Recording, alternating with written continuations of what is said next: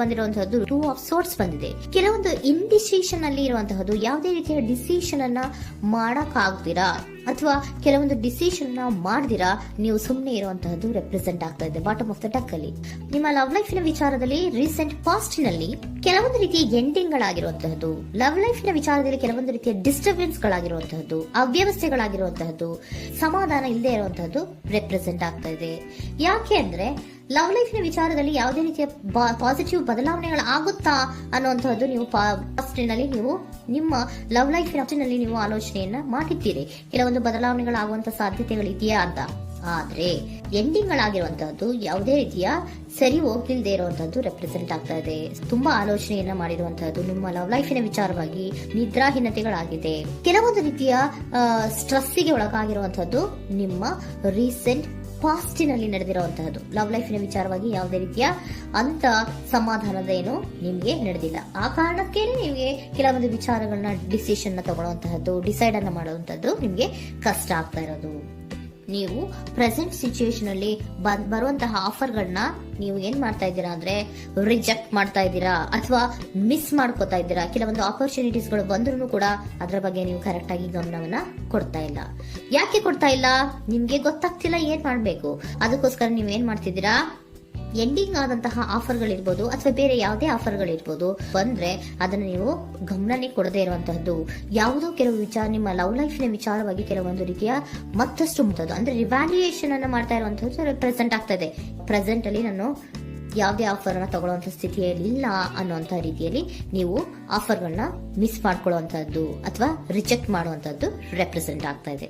Next card ಬಂದಿರುವಂತಹದ್ದೇನು, present ನಲ್ಲಿ page of swords ಬಂದಿದೆ. ಯಾವುದೋ ಒಂದು ನಿಮ್ಮ ಲವ್ ಲೈಫ್ ನ ವಿಚಾರವಾಗಿ ಬಹಳಷ್ಟು ಕ್ಯೂರಿಯಾಸಿಟಿಯಿಂದ ಏನೋ ವಿಚಾರವನ್ನ ತಿಳ್ಕೊತಾ ಇದ್ದೀರಾ, ಬಹಳಷ್ಟು ಕ್ಯೂರಿಯಾಸಿಟಿಯಿಂದ ತಿಳ್ಕೊತಾ ಇದ್ದೀರಾ ಏನಾಗ್ತಾ ಇದೆ, ಹೇಗಾಗ್ತಾ ಇದೆ ಅಂತ. ತುಂಬಾನೇ ನೀವು ಕೆಲವೊಬ್ರು ಲವ್ ಲೈಫ್ ನ ವಿಚಾರದಲ್ಲಿ ತುಂಬಾನೇ ಮಾತು ಕೂಡ ಆಡ್ತಾ ಇರುವಂತಹದ್ದು ರೆಪ್ರೆಸೆಂಟ್ ಆಗ್ತಾ ಇದೆ. ಏನಾಗ್ತಾ ಇದೆ, ಹೇಗಾಗ್ತಾ ಇದೆ, ಈ ಗಲಿಬಿಲಿಗಳು, ಡಿಸ್ಟ್ರಾಕ್ಷನ್ಸ್ ಗಳು ಅಥವಾ ಡಿಸಿಷನ್ಸ್ ನ ಮಾಡಕ್ಕಾಗದೆ ಏನಕ್ಕೆ ಒದ್ದಾಡ್ತಿದೀವಿ ಅನ್ನೋದ್ರ ಬಗ್ಗೆ ಕೂಡ ನೀವು ಕೆಲವೊಂದು ರೀತಿಯ ಮಾತಾಡ್ತಾ ಇರುವಂತಹದ್ದು ರೆಪ್ರೆಸೆಂಟ್ ಆಗ್ತಾ ಇದೆ. ಯಾವಾಗ ಕೆಲವೊಂದು ವಿಚಾರಗಳಲ್ಲಿ ನೀವು ಮಾತಾಡಿ ಕ್ಲಿಯರ್ ಅನ್ನ ಮಾಡ್ಕೊಂತೀರೋ ಆಗ ನೀವು ಕೆಲವೊಂದು ರೀತಿಯ ಆಕ್ಷನ್ಸ್ ಗಳನ್ನ ತಗೋಬೇಕು ಅನ್ನೋಂಥ ನಿರ್ಧಾರವನ್ನ ಮಾಡಿರುವಂತದ್ದು. ಆಫರ್ಗಳು ಬಂದ್ರೂ ಕೂಡ ರೆಫ್ಯೂಸ್ ಮಾಡ್ತೀರಾ. ಆದ್ರೆ ಏನೀಗ ಹಿಂದೆ ಪಾಸ್ಟಿನಲ್ಲಿ ನಡೆದಿತ್ತೋ ಅದು ಯಾಕಾಯ್ತು, ಏನಕ್ಕೆ ಹಂಗಾಯ್ತು ಅನ್ನೋದ್ರ ಬಗ್ಗೆ ಕೂಡ ನೀವು ಮಾತಾಡುವಂತ ಸಾಧ್ಯತೆಗಳು ರೆಪ್ರೆಸೆಂಟ್ ಆಗ್ತಾ ಇದೆ ಪ್ರೆಸೆಂಟಿನಲ್ಲಿ. ಆಮೇಲೆ ನೀವು ಮಾತಾಡಿದ್ಮೇಲೆ ಕೆಲವೊಂದು ರೀತಿಯ ನಿರ್ಧಾರಗಳನ್ನ ಮಾಡುವಂತಹದ್ದು. ನೈಟ್ ಆಫ್ ವ್ಯಾಂಡ್ಸ್ ಬಂದಿದೆ. ಸೊ ಆವಾಗ ನೀವು ನಿಮ್ಮ ಕೆಲವೊಂದು ವಿಚಾರಗಳಲ್ಲಿ ಕ್ಲಾರಿಟಿಗೆ ಬಂದ್ಮೇಲೆ ನಿಮ್ಮ ಲೈಫಿನ ವಿಚಾರದಲ್ಲಿ ಕೆಲವೊಂದು ಆಕ್ಷನ್ ಗಳನ್ನ ತಗೊಳ್ಳುವಂತಹದ್ದು ರೆಪ್ರೆಸೆಂಟ್ ಆಗ್ತಾ ಇದೆ. ಹಾಗೆ ಏನ್ ಆಕ್ಷನ್ಸ್ ಗಳನ್ನ ತಗೋತೀರಾ? ಈಗ ಕೆಲವೊಂದು ರೀತಿಯ ಆಫರ್ಗಳನ್ನ ನೀವು ಬಂದಂತಹ ಆಫರ್ಗಳನ್ನ ನೀವು ಏನ್ ಮಾಡಿದ್ದೀರಾ, ರೆಫ್ಯೂಸ್ ಅನ್ನ ಅಟ್ ಪ್ರೆಸೆಂಟ್ ಅಲ್ಲಿ ಮಾಡಿದ್ದೀರಾ. ಈಗಲೂ ಕೂಡ ನೀವು ಬಂದಂತಹ ಆಫರ್ ಅನ್ನ ನೀವೇನ್ ಮಾಡ್ತೀರಾ, ರೆಫ್ಯೂಸ್ ಅನ್ನ ಮಾಡ್ತೀರಾ ಅಥವಾ ರಿಜೆಕ್ಟ್ ಅನ್ನ ಮಾಡ್ತೀರಾ. ಯಾಕೆ? ಸೆಕೆಂಡ್ ಕಾರ್ಡ್ ನಿಮ್ಗೆ ಇಮಿಡಿಯೇಟ್ ಫ್ಯೂಚರ್ ನಲ್ಲಿ ಸೆಕೆಂಡ್ ಕಾರ್ಡ್ ಬಂದಿರೋದು ಯಾವುದು, ಹಾರ್ಮೆಟ್ ಕಾರ್ಡ್ ಬಂದಿದೆ. ಸೊ ಲೋನ್ಲಿನೆಸ್ ಅನ್ನ ರೆಪ್ರೆಸೆಂಟ್ ಮಾಡುತ್ತೆ. ಯಾಕೆ ಲೋನ್ಲಿನೆಸ್ ಅನ್ನ ರೆಪ್ರೆಸೆಂಟ್ ಮಾಡುತ್ತೆ? ಬೇಡಪ್ಪ, ಈ ಜಗ್ಲಿಂಗ್ ಗಳೇ ಬೇಡ.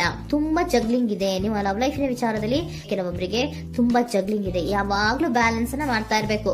ಈ ಕಡೆಗೆ ಹೇಳಿದ್ರೆ ಆ ಕಡೆಗೆ ಹೋಗುತ್ತೆ, ಆ ಕಡೆಗೆ ಹೇಳಿದ್ರೆ ಈ ಕಡೆಗೆ ಬರುತ್ತೆ.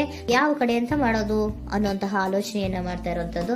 ಸದ್ಯಕ್ಕೆ ಯಾವುದೇ ಆಫರ್ ಬೇಡ, ಸ್ವಲ್ಪ ಒಂಟಿಯಾಗಿರೋಣ ಅಂತ ನೀವು ಆಲೋಚನೆಯನ್ನ ಮಾಡ್ತಾ ಇರುವಂತದ್ದು ರೆಪ್ರೆಸೆಂಟ್ ಆಗ್ತಾ ಇದೆ. ಮತ್ತೆ ಕೆಲವೊಬ್ಬರಿಗೆ ಕೆಲವೊಂದು ರೀತಿಯ ಕ್ಯೂರಿಯಾಸಿಟಿಯಿಂದ ಏನಾಗ್ತಾ ಇದೆ ಅಂತ ವಿಷಯಗಳನ್ನ ತಿಳ್ಕೊಂಡ್ಮೇಲೆ ಕೆಲವೊಂದು ಆಕ್ಷನ್ಸ್ ಗಳನ್ನ ತಗೊಳ್ಳುವಂತದ್ದು ಕೂಡ ರೆಪ್ರೆಸೆಂಟ್ ಆಗ್ತಾ ಇದೆ. ಯಾವುದೇ ರೀತಿಯ ಭಯ ಇಲ್ಲದೆ ವಿಷಯಗಳನ್ನ ತಿಳ್ಕೊಂಡು ನೀವು ಆಫರ್ಗಳನ್ನ ಅಟ್ ಪ್ರೆಸೆಂಟ್ ಅಲ್ಲಿ ರೆಫ್ಯೂಸ್ ಮಾಡೋ ಸಾಧ್ಯತೆಗಳು ಕೂಡ ಕೆಲವೊಬ್ಬರಿಗೆ ರೆಪ್ರೆಸೆಂಟ್ ಆಗ್ತದೆ. ಯಾಕೆ ಆಫರ್ಗಳನ್ನ ರೆಫ್ಯೂಸ್ ಮಾಡ್ತೀರಾ? ನಿಮ್ಮ ಲವ್ ಲೈಫ್ ನ ವಿಚಾರದಲ್ಲಿ ಬರೀ ಜಗ್ಲಿಂಗ್, ತುಂಬಾ ಬ್ಯಾಲೆನ್ಸ್ ಅನ್ನ ಮಾಡ್ಬೇಕು. ಯಾವ ಕಡೆ ಮಾಡ್ಬೇಕು, ಹೇಗ್ ಮಾಡ್ಬೇಕು ಗೊತ್ತಾಗದೇ ಇಲ್ಲ. ನೀವೇನ್ ಮಾಡ್ತೀರಾ, ಸ್ವಲ್ಪ ದಿನದ ಮಟ್ಟಿಗೆ ನಾನು ಲೋನ್ಲಿ ಆಗಿರ್ಬೇಕು ಅನ್ನೋದನ್ನ ಇಲ್ಲಿ ನಿಮ್ಗೆ ಲವ್ ಲೈಫ್ ನ ವಿಚಾರವಾಗಿ ರೆಪ್ರೆಸೆಂಟ್ ಆಗ್ತಾ ಇದೆ. ಈ ಎಲ್ಲಾ ಕನ್ಫ್ಯೂಷನ್ಸ್ ಇರೋದ್ರಿಂದಲೇ ನಿಮ್ಗೆ ಬಾಟಮ್ ಆಫ್ ದ ಡಕ್ ಬಂದಿರೋಂತದ್ದು 2 ಆಫ್ ಸೋರ್ಟ್ಸ್ ಬಂದಿರೋಂತದ್ದು. ಸೊ ಇಂಡಿಸಿಷನ್ ಆಗ್ತಿರೋಂಥದ್ದು, ಏನ್ ಮಾಡ್ಬೇಕು ಗೊತ್ತಾಗಲ್ಲ. ಅದಕ್ಕೇನೆ ನೀವು ಇಲ್ಲಿ ಕುತ್ಕೊಂಡ್ಬಿಟ್ಟಿದ್ದೀರಾ, ನನ್ನ ಲವ್ ಲೈಫ್ ನ ವಿಚಾರವಾಗಿ ಯಾವ ನಿರ್ಧಾರವನ್ನ ಮಾಡ್ಬೇಕು ಅನ್ನುವಂತಹ ಆಲೋಚನೆಯನ್ನ ಮಾಡ್ತಾ ಇರುವಂತದ್ದು, ಹಾಗೇನೆ ಮಾಡುವಂತದ್ದು ನಿಮ್ಗೆ ರೆಪ್ರೆಸೆಂಟ್ ಆಗ್ತಾ ಇರೋದು. ಕೆಲವೊಬ್ರು ರೆಫ್ಯೂಸ್ ಅನ್ನ ಮಾಡಿ ಮುಂದೆ ಹೋಗುವಂತ ಸಾಧ್ಯತೆಗಳು ಇರುವಂತದ್ದು. ಮತ್ತೆ ಕೆಲವೊಬ್ರು ಆಫರ್ ಗಳನ್ನ ಬರುವಂತದನ್ನ ಬ್ಯಾಲೆನ್ಸ್ ಅನ್ನ ಮಾಡ್ಬೇಕು, ಜಗ್ಲಿಂಗ್ ಅನ್ನ ಮಾಡ್ಬೇಕು, ಸದ್ಯದ ಮಟ್ಟಿಗೆ ಒಂಟಿಯಾಗಿ ಇರೋಣ ಅಂತ ಆಲೋಚನೆಯನ್ನ ಮಾಡ್ತಾ ಇರುವಂತದ್ದು ರೆಪ್ರೆಸೆಂಟ್ ಆಗ್ತಾ ಇದೆ. ನಿಮ್ಗೆ ಏಂಜಲ್ ಗೈಡೆನ್ಸ್ ಏನ್ ಕೊಡ್ತಾ ಇದ್ದಾರೆ, ಡೋಂಟ್ ಸ್ಟಾಪ್. ಇಲ್ಲಿ ಡೋಂಟ್ ಸ್ಟಾಪ್ ಇನ ಅರ್ಥ ಏನಪ್ಪಾ ಅಂದ್ರೆ, ಯಾವ ಕೆಲವು ವಿಚಾರಗಳ ಬಗ್ಗೆ ಕ್ಲಾರಿಟಿ ಬೇಕು ನಿಮ್ಗೆ, ಯಾವ ವಿಚಾರಗಳಲ್ಲಿ ನೀವು ಕನ್ಫ್ಯೂಷನ್ಸ್ ಅಲ್ಲಿ ಒದ್ದಾಡ್ತಾ ಇದ್ದೀರಾ, ಏನ್ ಕ್ಲಾರಿಟಿ ಬೇಕೋ ಅದನ್ನ ಧೈರ್ಯವಾಗಿ ಮುಂದೆ ಬಂದು ಅದನ್ನ ಕ್ಲಾರಿಟಿಯನ್ನ ತಗೊಂಡು ಮುಂದೆ ಹೋಗು, ಅಲ್ಲೇ ನಿಂತ್ಕೋಬೇಡ ಅನ್ನುವಂಥದ್ದನ್ನ ನಿಮ್ಗೆ ಹೇಳ್ತಾ ಇದ್ದಾರೆ. ಯಾವ ವಿಚಾರವನ್ನ ನೀವು ಲವ್ ಲೈಫ್ ನ ವಿಚಾರದಲ್ಲಿ ಏನ್ ಈ ಜಗ್ಲಿಂಗ್ಗಳು ಅಥವಾ ಈ ಬ್ಯಾಲೆನ್ಸ್ ಗಳನ್ನ ಮಾಡ್ಕೊಂಡು ಅಥವಾ ಎಳ್ದಾಟಗಳನ್ನ ಮಾಡ್ಕೊಂಡಿದ್ದೀರೋ ಅಲ್ಲಿಗೆ ಕ್ಲಾರಿಟಿಯನ್ನ ತಗೊಳ್ಳಿ, ಧೈರ್ಯವಾಗಿ ಕ್ಲಾರಿಟಿಯನ್ನ ತಗೊಂಡು ನೀವು ಮುಂದೆ ಆಕ್ಷನ್ಸ್ ಅನ್ನು ತಗೊಳ್ಳುವಂತದ್ದು ರೆಪ್ರೆಸೆಂಟ್ ಆಗ್ತಾ ಇದೆ.